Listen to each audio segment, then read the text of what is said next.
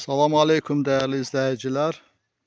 Bugün Balakən rayonu Qazma kəndində həyətyanı torpaq sahəsi, yaşayış evi və pay torpağından ibarət əmlakın çəkilişinə başladıq. Həyətyanı torpaq sahəsini sizə təqdim edirəm ilk növbədə. Gördüyünüz bu dəmir darvazalardır, həyətə girişdir. Yəni bura Qazma kəndinin tam mərkəzindən bələdiyyə idarəsi və kənd soveti, kənd icra nümayəndəliyi idarəsinə yaxın bir ərazidir, tam mərkəzdir. Yəni mərkəzə yaxın belə bir həyətyanı torpaq sahəsi, yaşayış evi, pay torpağı satışa çıxarılıb və onun təqdimatını edirəm. Belə sizə göstərirəm. Gördüyünüz belə bir yaşayış evi və yanında belə navesi. İlk öncə həyətyanı torpaq sahəsinin təqdimatını edirəm. Həyətyanı torpaq sahəsi 15 sotdan ibarətdir. Əmlakın sahibinin dediyinə görə və həyətyanı torpaq sahəsindən sonra pay torpağı başlayır. Pay torpağının da yerləşdiyi yeri mən sizə təqdim etmək istəyirəm. Gördüyünüz bu setka hasardan sonra pay torpağı başlayır. Sahibinin dediyinə görə. Bura kimi həyətyanı torpaq sahəsidir. Değerli izləyicilər, bura pay torpağının yerləşdiyi sahədir. Yəni fındıq bağıdır. Sahibin dediyinə görə 130 ağac fındıq ağacı var. Belə bir gözəl bağdır. Əmlakdır. Bu təsərrüfatdan, əmlakdan, yaşayış evindən kənd təsərrüfatı üçün, kənd təsərrüfatı özü üçün qurmaq istəyən hər kəs üçün əlverişli bir yerdir. Yəni fındıq bağı, həyətyanı torpaq sahəsi, içərisindən axan duru, axar su, yəni hər cürə şəraiti olan bir yerdir. Yəni burada balıq gölü qurmaq istəyən üçün də çox gözəl şərait var. Belə bir təsərrüfat satışa çıxarılıbdır.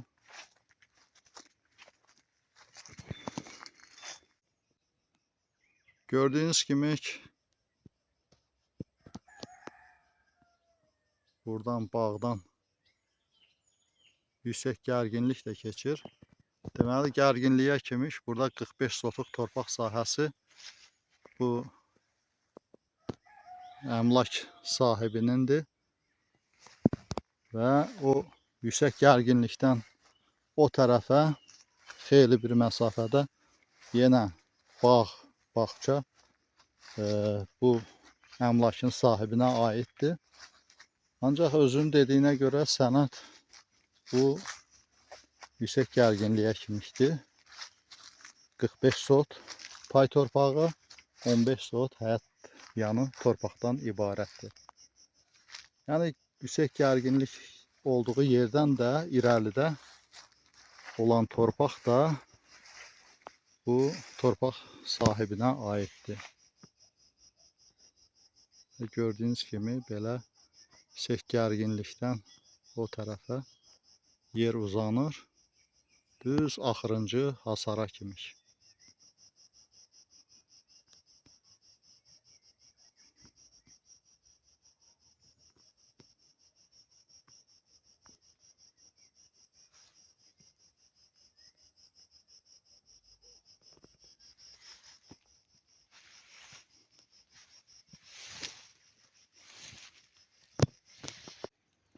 Değerli izləyicilər, sizə həyətyanı torpaq sahəsini və pay torpağının təqdimatını etdim.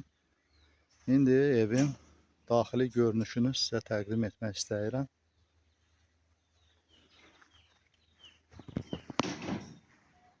Gördüyünüz kimi belə girişdə navesdən keçirik evin daxilinə. Belə gördüyünüz kimi navesdən daxil olduq evin daxilinə. Girişdə belə bir evin qabağında açıq balkonu, yəni naves əvəzi də istifadə etmək olur və buradan 6-7 pilləkən evə qalxır. Qalxırıq evə və girişdə elə birbaşa mətbəxidir.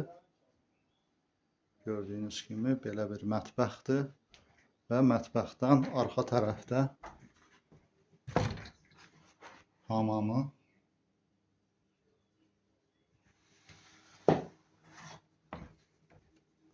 Yenə girişdən daxil oluruq zal otağa.